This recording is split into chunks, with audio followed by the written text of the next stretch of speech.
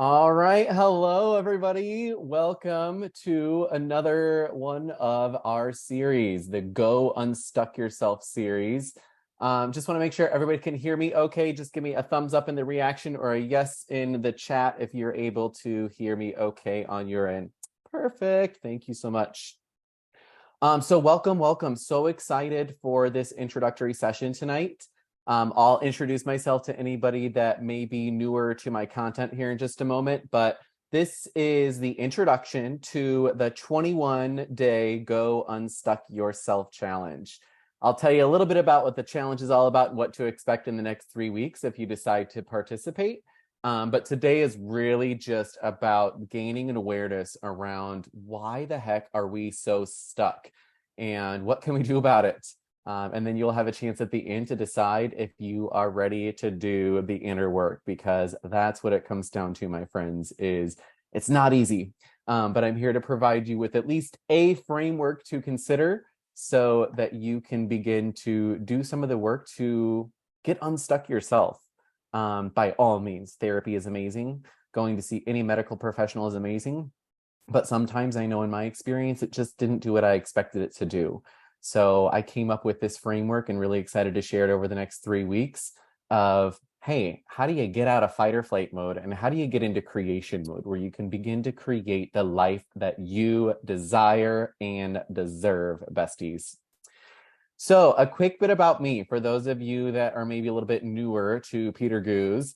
I am a burnt out millennial turned neuro-linguistic programming mindset coach for other burnt out millennials. So how did that all happen? Well, I used to be a teacher. I started my career in the classroom. Any other teachers in the room? Shout out to you, all my respect. But yeah, I was a 5th and 6th grade teacher in Chicago public schools, and then reached my first round of burnout with that and said, oh gosh, I got to do something different. So I left the classroom. I got big into brain-based learning and started working for a corporate organization that trained other school districts on brain-based learning for students. And then I got into the corporate world. I was working for companies as big as Amazon to small little tech startups in training and development. And then COVID hit, and COVID was my big wake-up call, where I had spent all these years climbing the corporate ladder and got totally, completely addicted to stress. And COVID became the moment for me where I was like, what the fuck am I doing with my life? And so took me a little bit of while after that, but then in January of 2021, I decided to take the leap and I quit my job, my full-time job, and became a member of the old Great Resignation. And then from there, I just spent like several months bouncing around from one project to another, trying to keep myself busy until I finally realized that, oh my gosh, like Peter, you have got to slow down. You've got to regulate your nervous system if there's any hope of you being able to create some sort of different future for yourself. So then about a year ago, back in last June, actually, is when I decided to jump on TikTok. And I was just like, you know what, let me just get on here and share my story. Let's just get vulnerable. And also sharing, you know, what I knew from my experience and background in brain science and neuro-linguistic programming to maybe be of help of others. So that's kind of what leads me here to today. You know, sometimes I call myself a mindset coach. Sometimes I call myself a burnout coach. But really, I think at the core of who I am is I'm still a teacher at heart. My focus is on millennial burnout, and I just use what I've learned and my background to be able to teach others a system and a framework to help others to get out of that icky spot of feeling so incredibly stuck. And the big wake-up moment for me, I'm going to tell you, really came down to one question, and it was, whose goals am I chasing? Am I chasing, you know, this American dream out there? And is that really what I want? Or am I working my ass off for the dream of someone else? I know I had spent, 20 some years of my career living for someone else's dream. And I decided, you know what, something has to change here. And so here we are, about a year later, as the founder of the Millennial Resets. And so how did this all come about? As in my own journey, one of the interesting things that I came across was there was a lot of people and a lot of even organizations out there talking about burnout recovery or burnout prevention. But I was like, well, wait a second, I've already hit that brick wall. Like, I'm already burnt the frack out. Nobody was talking about burnout recovery and how do we get out of that hole, right? And those that were talking about burnout recovery were mainly talking about regulating your nervous system, right? And by all means, that's incredibly important and necessary. But I knew for me that deep down inside, the reason that I burnt out so bad was not necessarily just because of the stress itself. It was because of the narratives and the stories that I was creating for that stress. So I knew that if I was going to ever actually recover, I had to get at the root of things. And for a lot of us, including myself, that was the root of the mindset. My brain was programmed for a world where I was unconsciously addicted to stress as a way to prove my enoughness. So I said, you know what? I think I can do something here. I think I can begin to put this again into a framework where we talk about both things, regulating your nervous system and reprogramming your mindset.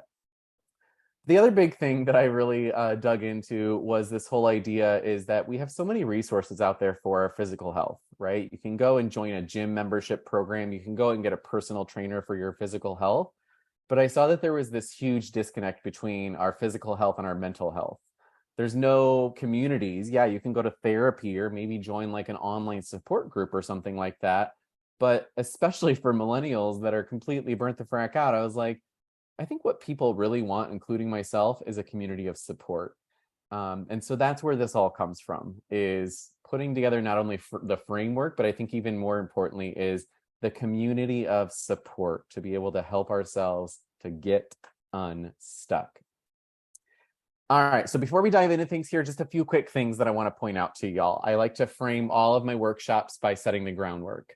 And by the way, y'all, number one, this is being recorded. So if you do need to, for any reason, if you have to leave us early, I'll be sending out the recording afterwards.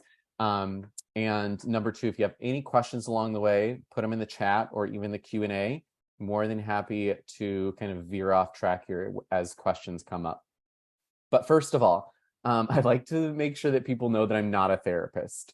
Again, therapy is amazing, but I am not a licensed therapist. I am a neurolinguistic programming coach. So there's some similarities there, but there's also a lot of differences. And the main one is that instead of me guiding you through an experience and just having you go through it, I'm going to teach you the brain science behind why those experiences and strategies work, right? I'm going to give you the brain science and the knowledge so that you can go unstuck yourself.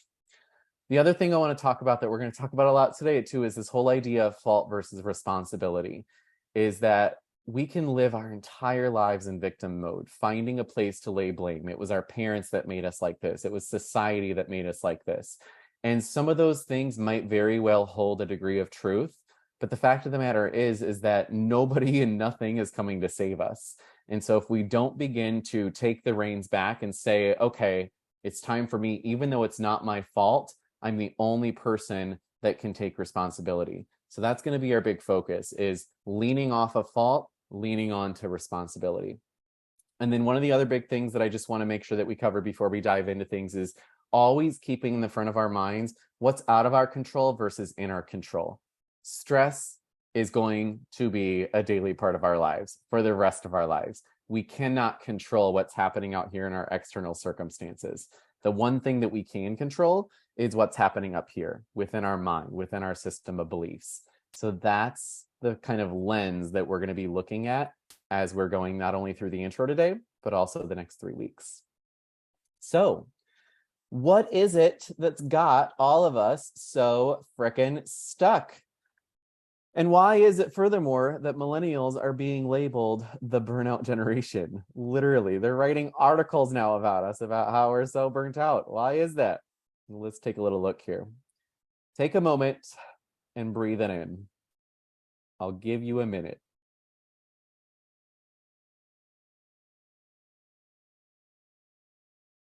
Literally, almost every single year of our lives since about the year 2000, and even before that, there's been something. There's been a triggering event, right? From Columbine all the way up till today, where it's like, who would have known when we were experiencing 9/11 that we would live in a world today where a president is about to get indicted for crimes? Like, there's been so much shit that has happened in our lives.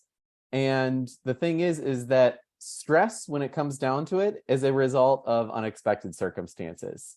And as millennials, and even beyond millennials, if we've got any Gen X or Gen Z in the room here, there's been drastic changes in everyday life in our early adult years. Global competition, information overload, the internet boom, again, unprecedented historical events. And the brain has to keep up with all of these changes in society. But when changes happen too quickly and too soon and too often, our brains struggle to keep up. And our brains kind of go into this state of overdrive and chaos and trying to create meaning from all of this unexpected change. So if we think about it from that lens of what's been happening in our brains and bodies over the last several years, it all begins to kind of come together, right? So if we look at the brain science, anytime that we experience a negative emotion from our outside world, like fear, anxiety, stress, or threat, our amygdala, the emotional part of our brain, acts fast. It reacts much faster than when we experience emotions like joy, peace, and happiness, right? So this amygdala part of our emotional reptilian part of our brains is like the emotional processing part of our brain. And it processes all emotions, right? But the thing is, it prioritizes negative emotions. And it does this as its way to keep us safe and alive, because it wants to make sure that our body is prepared to fight or flight as efficiently and effectively as possible when threats and dangers arise. And the idea here is that our brain's main job is to keep us alive and safe. And stress is just simply a trigger for that, right?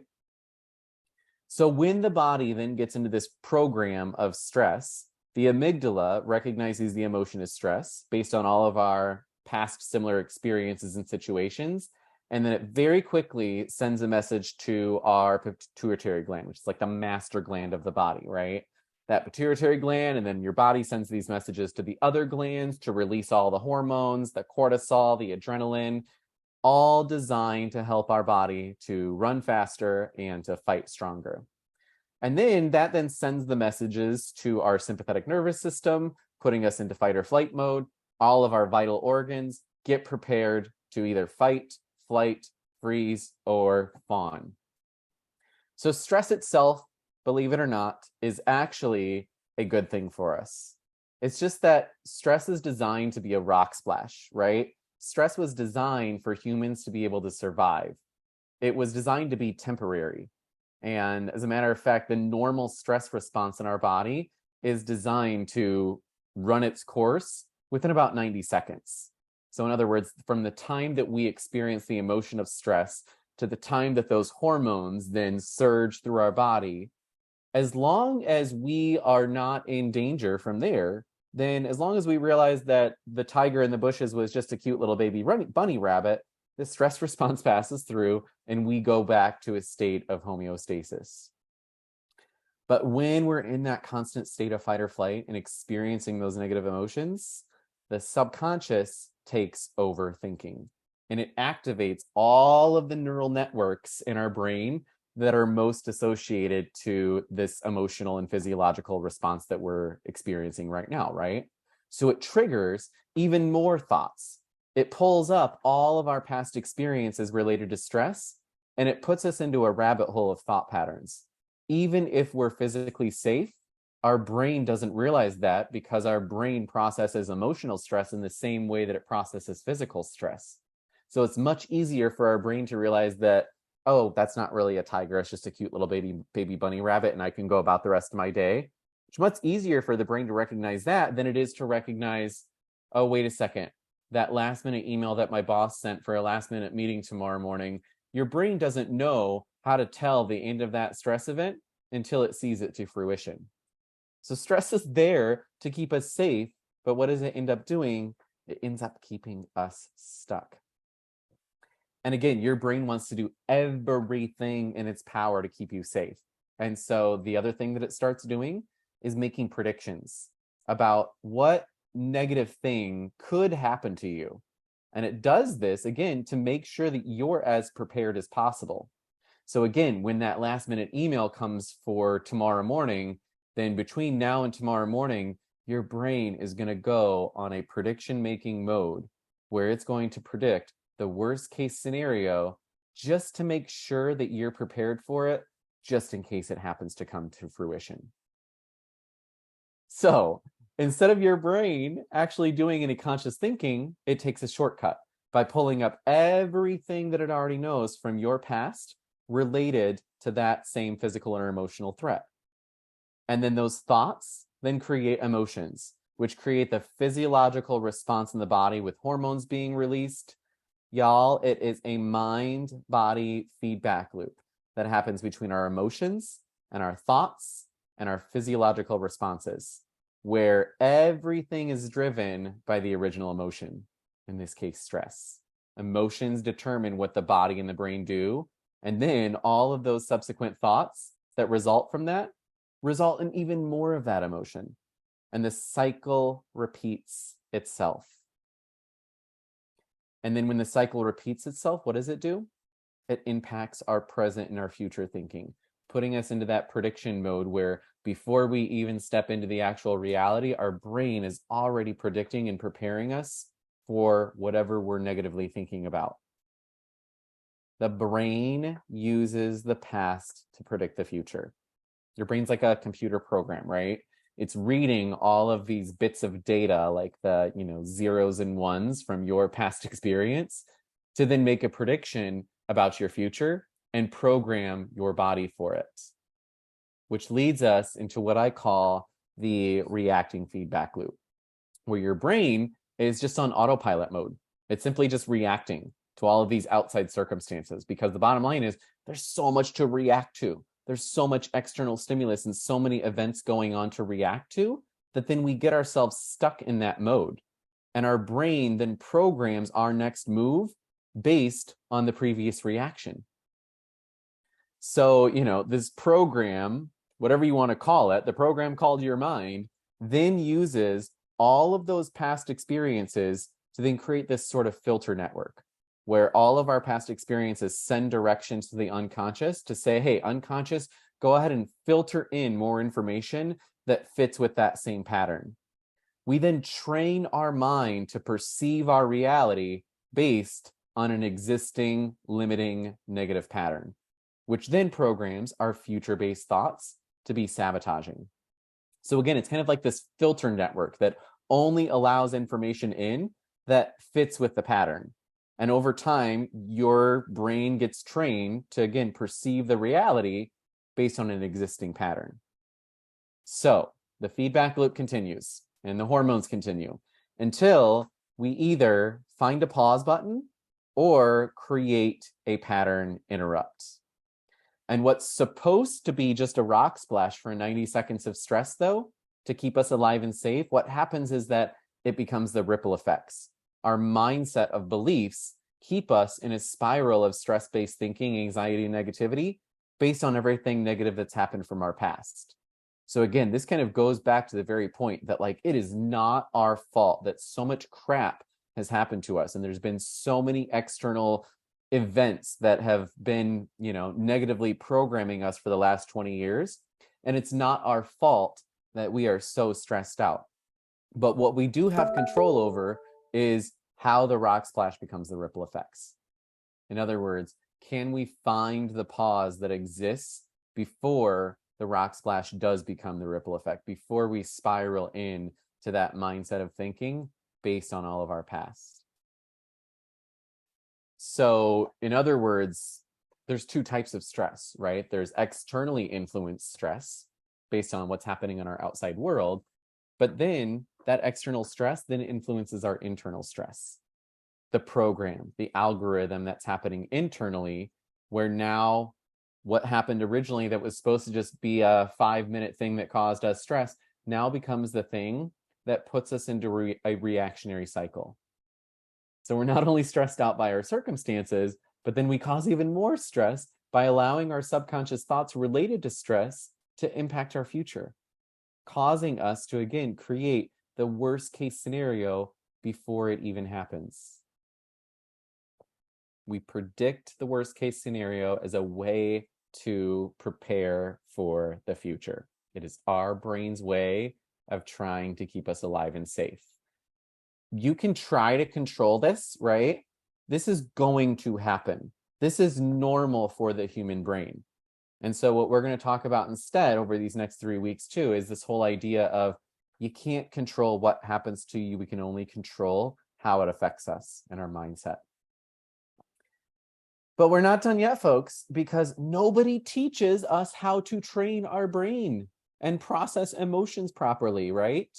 And so, what happens with us is that when those negative emotions like stress and anxiety come up, we're so exhausted that we just shove it down.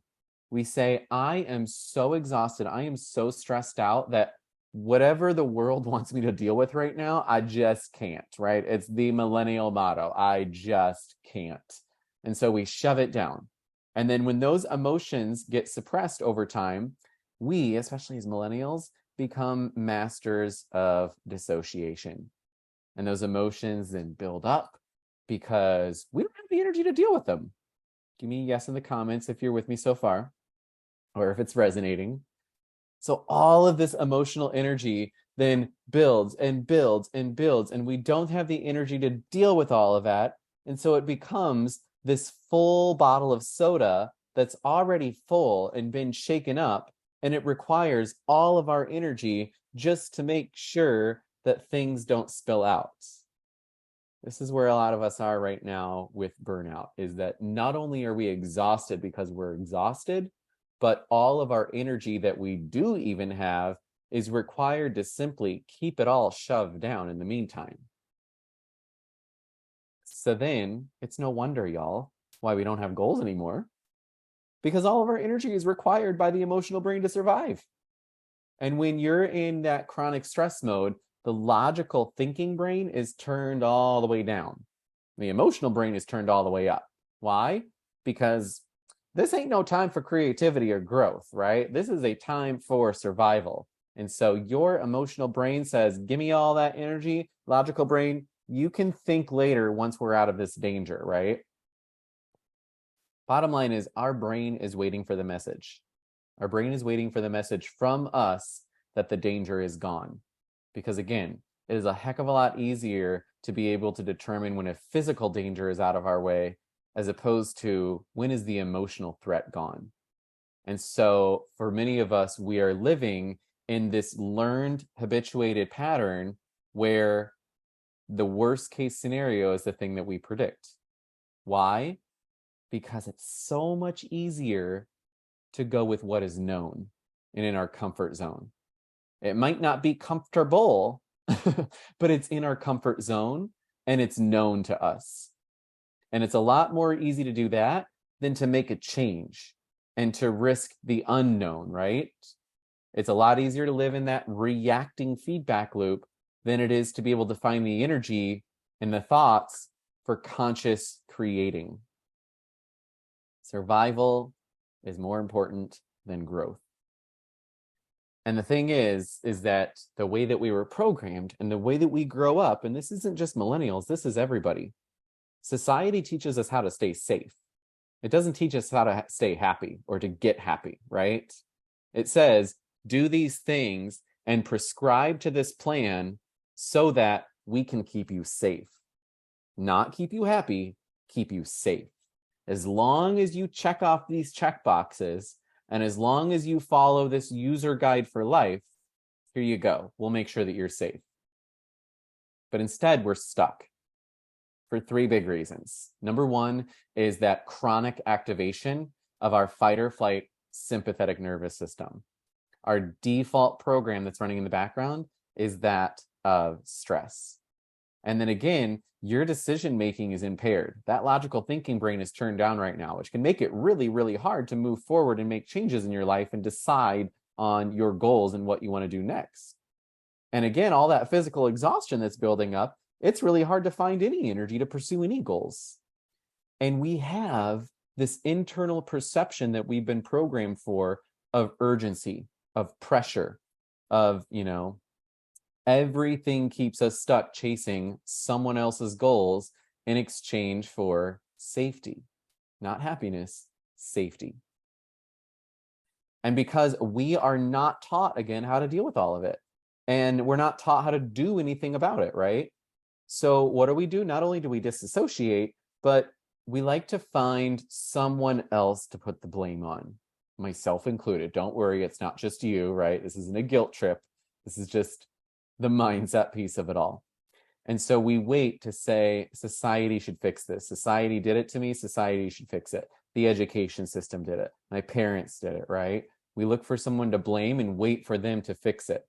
Or we try to maybe justify why we're not doing anything. Well, we say, well, nobody else is doing anything about this, so I'm just going to sit back and hope that something changes. Or again, we deny in the form of dissociation by saying, nope, not going to deal with that right now. And then worst of all, what happens is we eventually get into such a freeze mode that we just straight up quit. We say F it all. We fall into victim mode where we're just going through the motions. We're reacting and allowing life to happen to me. And again, we can wait around for something to change or someone to rescue us. And wouldn't that be great? But what if it never does? So the other option that I empower y'all to take on and begin to think about as we dive into these next 3 weeks is putting that energy instead and finding that energy for creating. So that instead of realizing that, realize that it's not your fault, right? Because it's not, that we got to where we are, but literally we are the only person that can take responsibility. You are the only person that can take control. So to make a choice to get back control, to call back your personal power, and then take the actions necessary to create the life that you desire and deserve and achieve the freedom that you've always been looking for. But what the heck does this really mean, Peter? What does it mean to create the life that you desire? Again, it means taking back control rather than giving your power and control over to something or someone else, deciding that, you know what, even though you are freaking exhausted beyond measure, the only way that things are going to change is if either something changes on the outside world by luck and circumstance, or is if we change from the inside to take back the responsibility, because we are the only ones that can do it. The same mindset that is causing the problem will not solve the problem. So this leads us, folks, into the 4-part series, because the next 3 weeks of the series, the 21-day challenge. There's a lot to cover here. So the reason that I do the intro is because this isn't going to be for everybody. And I completely and totally respect that, right? I've been there before myself too. It gets really easy to kind of get in that place to say, I literally don't have the droplet of energy to even learn a different way right now. And if that's you, please give yourself grace. It is okay to wait until the right time. But that's the reason I kind of put together this intro session as well, is to make sure that I want you to make sure that you're ready to be able to kind of take on this work of part 1, understanding how do our beliefs actually create our reality? What are the literal programs that are running our lives, the algorithms called our minds, that are creating our version of reality? Part 2 is going to be digging into some of that inner work, beginning to not only change the program, but to change the algorithm that the program is operating on. Fascinating brain science of things like your reticular activating system and your amygdala and how it interacts with your environment, and the quantum physics of how you in a state of resonance can then get into a state of resonance with the energy that you desire from your outside world. And then part 3 is all about habits and strategies, digging into specific things that you can do on your own to be able to shift the beliefs that are creating the filters, that are creating the algorithm that is determining how you're living your life right now.